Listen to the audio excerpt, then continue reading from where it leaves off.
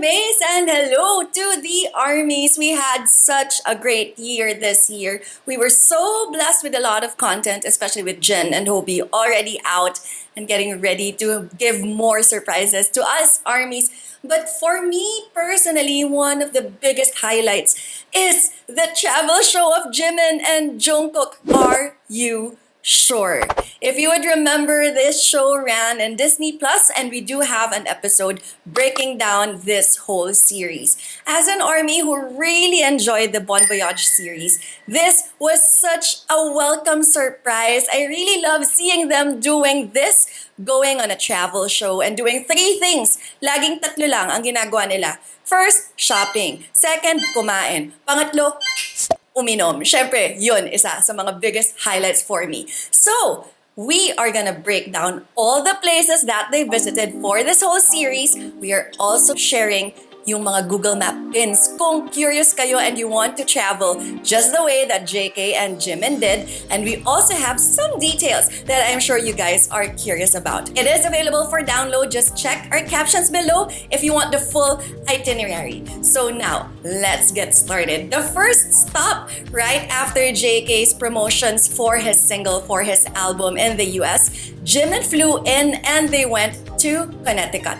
So this is for episodes 1 and 2. You could see them traveling the US together. It was so much fun. Tapos isa talaga dun sa mga highlights was when they went to the burger shop. This is where Jimin ordered the black and blue burger. And when he ordered it, diba, parang JK was already like, "Are you really sure about this order?" And Jimin was like, "Yeah, I'm sure. We even have the price. Magkano nga ba yung mga burger na in-order nila?" So their first stop was at Brennan's by the beach. This is in Connecticut in the US. They had the burgers and eventually nalaman natin sumakit pala yung tiyan ni Jimin. We don't know if this was caused by eating here or even prior to that. I think masama na yung pakiramdam niya before this because there was a shot of him going to the banyo, right? And of course, as the lasinggera like me, again, please drink responsibly. Let's make sure that everything is consumed in moderation. They did check out this brewery there in the US that had these beers. They went to High 9 Brewery. So here is where they tried their different kinds of beers. What beers exactly did they drink? Ito ang mga in-order nila. Personally, I'm so curious about the Mango Haze beer. Locally here in the Philippines, we do have a lot of local brewers that experiment with their beers. And syempre, we know naman that mangoes here are the best kinds of mangoes. So I kind of have an idea because I've tried some of those beers with a little bit of mango flavor that was added to the brew. Maybe it's something similar there, but I'm so curious what that tasted like in the US. And then, syempre, we had that iconic scene kung saan ang JK bigla na lang lost his balance and fell off his kayak. Saan nga ba nangyari? Asan ba itong blessed body of water na nakaramdam ng buong katawan ni JK falling into it? This happened in the Black Hall Outfitters. So this is also in Connecticut. Again, we are dropping the Google Maps for those of you who want to check it out.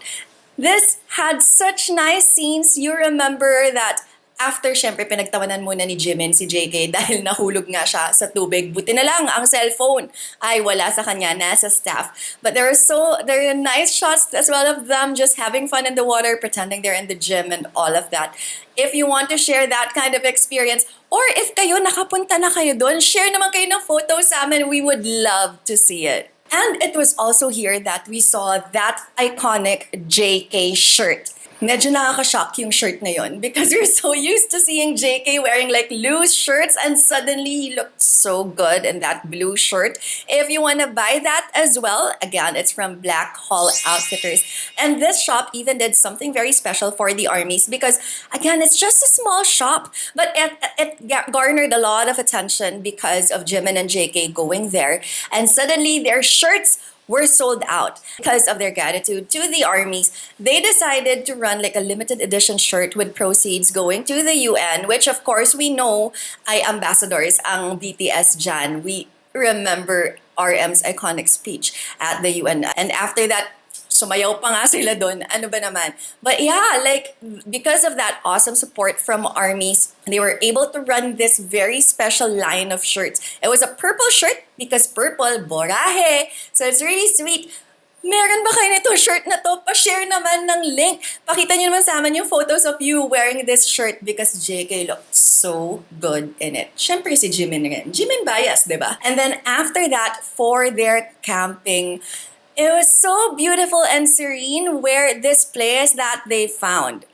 I hope that I am saying it correctly, but it is called Postcard Cabins Makimudas. Correct me if I am wrong. Or maybe ito na lang, basahin nyo na lang. Yan yung place kung saan sila nag-camp for the night. If you remember, they cooked. They even called Yoongi. They had a conversation with him while they were drinking. It was so much fun and also, ayun na nga, yung medyo bumigay na din talaga ang Jimin dahil sa sakit ng tiyan. And then they went for a walk, actually kind of like a hike. This was in Bushy Hill Nature Preserve.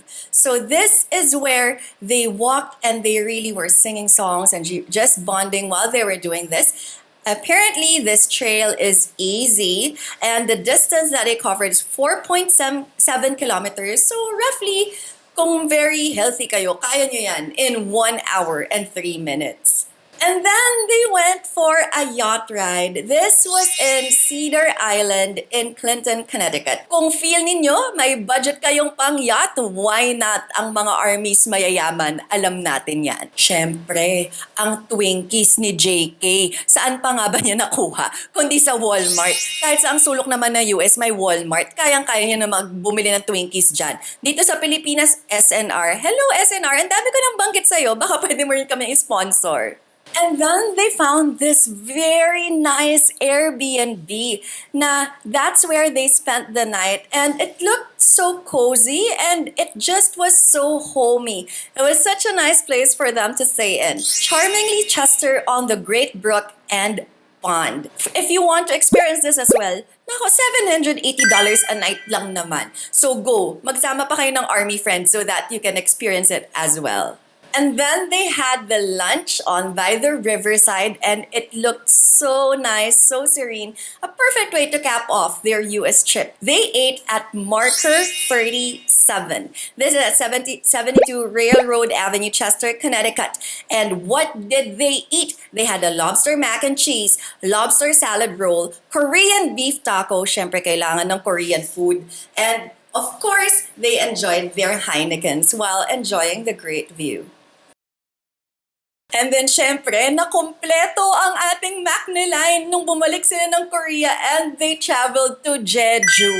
Grabe talaga, just seeing the three of them together makes my heart so happy. And they were all just so happy the whole time. So, para sa mga nagbabalak, pumunta dyan, where did they go? If you're also very curious about the Sambap, because I know I am, nagtakbuhan pa ang Jimin at ang Taeyong para lang dito. Nakapaa ang Jimin sa pagtatakbuhan nila. Where did this iconic scene happen? This was at Yichunok Mackerel Sambap. It's at the AWOL main branch. This is in Jeju. And what did they order? They had the mackerel stew with fermented soybeans, the homemade king pork cutlet, and they also had the grilled whole hairtail / cutlass fish. And then that Airbnb kung saan napakadami nilang kalokohan. And of course, those scenes of them swimming, sobrang nakakatawa talaga yon. They really are performers at the end of the day. If you also want to check out that Airbnb, it is at Jeju Ando. This is a villa in Halim Ub and per night, 700,000 won. Again, invite ninyo yung army friends ninyo. I feel like it's good for, because sa baba may bed and then sa taas meron. Gawin mo na 7. Kompletuhin mo na lahat ng army friends mo when you go visit this place. And then they did their wall climbing as well as their karting. Grabe talaga yung wall climbing si JK, para talagang aso na nakawala. He was just really trying everything around. This happened in Active Park. If you want to do the climb and climb, that is 30,000 won. And then for the leap of faith, ito yung tatalon ka para i-hug yung parang punching bag. That is 5,000 won naman. And if you wanna go karting as well, one-seater would be 25,000 won per hour, and for the two-seater, it is 30,000 won per hour. And then that some to us omakase dinner. Where did I have it? I also want to try every single thing that they did on the menu. It was at Hachi. For the omakase, so that is the chef's special course for the night. I believe it changes they change the menu every day. It is 150,000 Korean won. The chicken lunch that they had, sobrang sarap nung itsura na talaga nung chicken that they ate, and it really had us craving for more. So this was at Samgyori Nongwon or Samgyori Farm. And what did they have? This is what they already called the quote-unquote BTS combo, the spicy braised native chicken. I'm so curious what native chicken of Korea tastes like. It's 85,000 won. And syempre, kailangan may ramyun. 2,001 additional. And if you want to have the fried rice as well, and syempre, shape din ninyo like a heart, 3,001. And then after that, they had coffee at this very quaint and charming place where they just found their places all over that nice cafe. That was in Cafe Chai Jaidabang. So what did they order? They had the Misugaru, Garden Aid, and Iced Americano. At syempre, hindi po pwedeng matapos nang hindi sila nagyayat. Where did they do this? They booked their yacht at Blue Ocean Chagido Yachts. So the rate for a romantic sunset tour, para ma-imagine mo na kasama mo yung bias mo, 60,000 won. For those of you who want to see the Dolphin Island, so they also have a yacht tour for that, 48,000 won. Luxury yacht fishing for 90 minutes, 72,000 won.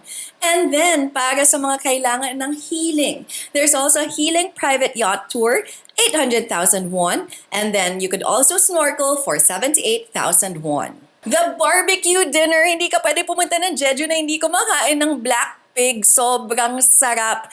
Where they had theirs is at Hyewon. So what did they order? They had the Jeju black pork belly with skin, 22,000 won. They also had the shrimp soybean paste stew, 7,000 won. Also, the Sangbansan steamed eggs, my favorite, 3,000 won. And cold kimchi noodles, another one of my favorites, 6,000 won. And then they capped off the whole series by going to Sapporo in Japan. I super love their Japan trip because somehow, of course, in Korea, they're at home, but even more so in Japan, you could feel how much they were enjoying it. So where did they go in Sapporo? Armies, it is in Keio Plaza Hotel in Sapporo for their room, which is on the luxury floor, which is on the 21st floor. It was a view bath suite, European taste twin. 217,800 yen para makapag-bathtub din kayo with a view.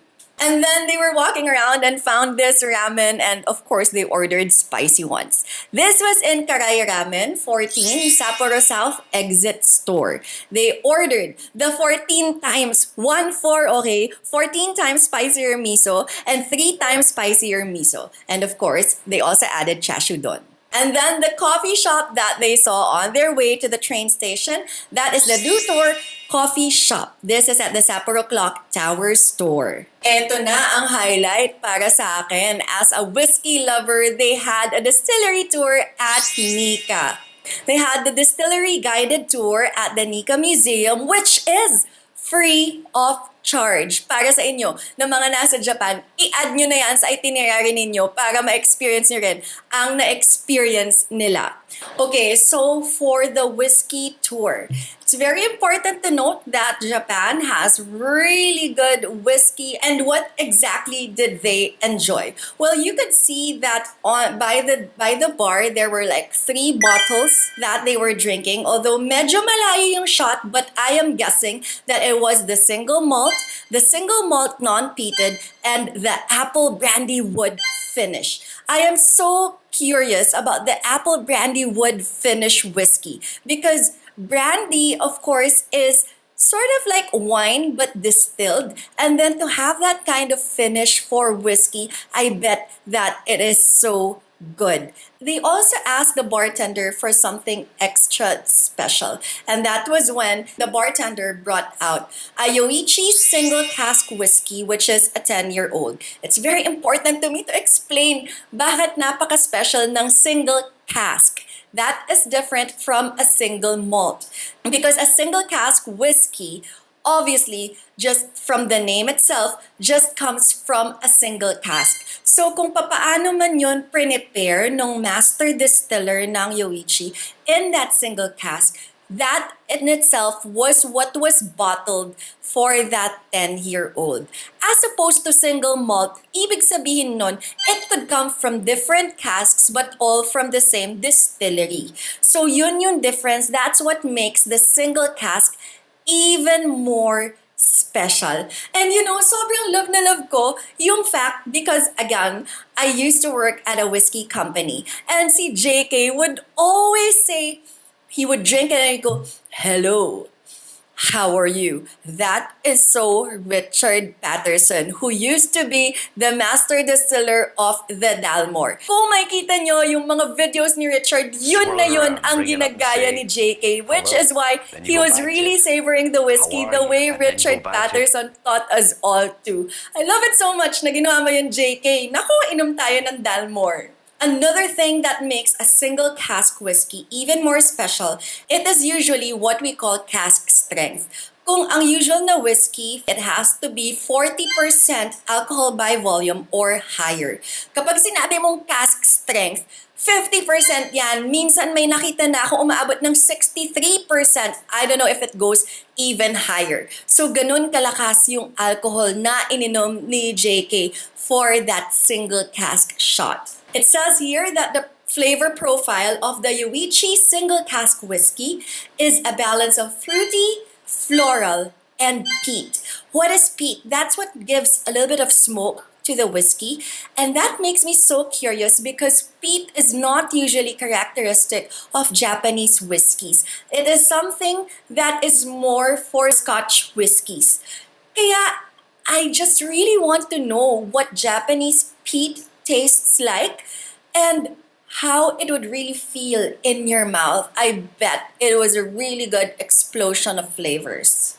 So we don't know the exact year nung single cask whiskey na binili ni JK, but upon Googling, a 2005 Nika single cask malt whiskey is priced at 1,915 USD lang naman. And then dahil nasa whiskey na tayo nung final night, remember when Jimin was like, "I'll bring an extra special bottle of whiskey for us to celebrate the night." He brought out a Hibiki, 21-year-old lang naman.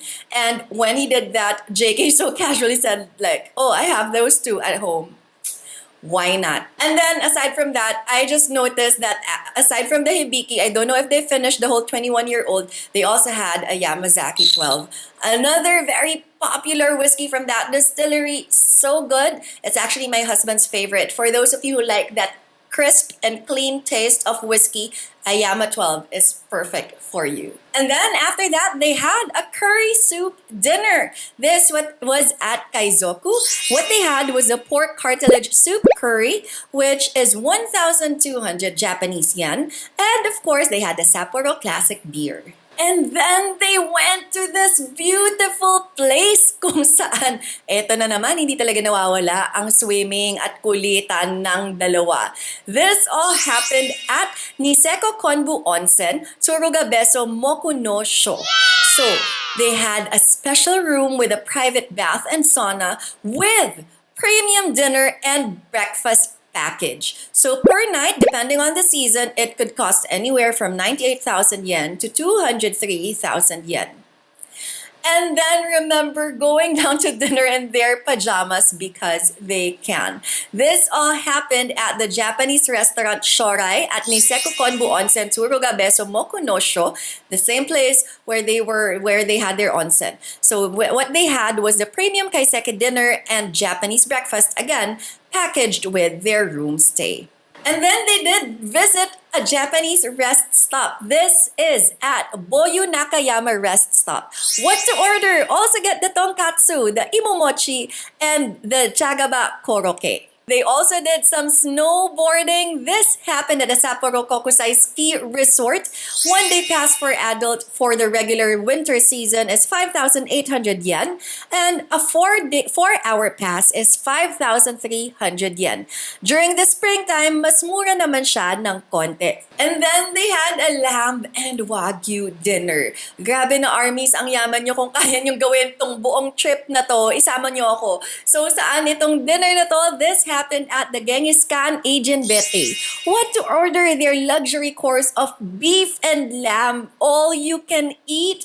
If you want food only, it's gonna be 24,200 yen. They also have a food and drink course, 18,700 yen. For their final night, ginaw na sila pero kung kailangan mag-jacuzzi kami. Ganon ang peg ng dalawang makne na ito.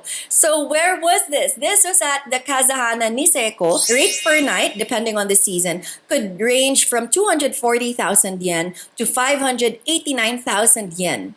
During the peak season, you have to book it a minimum of 6 nights. But during the low season, kung swertehin kayo, you can book it for only 2 nights. Saan na naman yung next na kinainan nila? This was at Sutsu Sakana Ishin.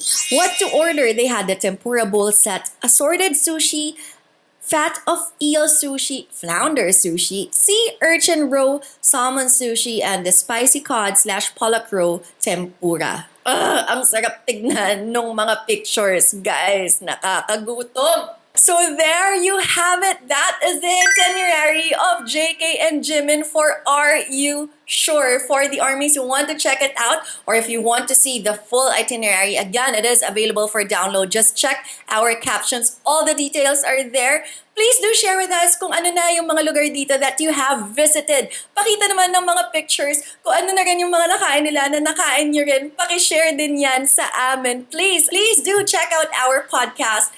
One to Sarang, we do have an episode talking about Are You Sure and a lot about BTS. We talked about RM and his album, as well as different aspects of being an army bago sila mag-enlist sa military when they released that final album. Oh my God, ang dami namin pag-uusapan.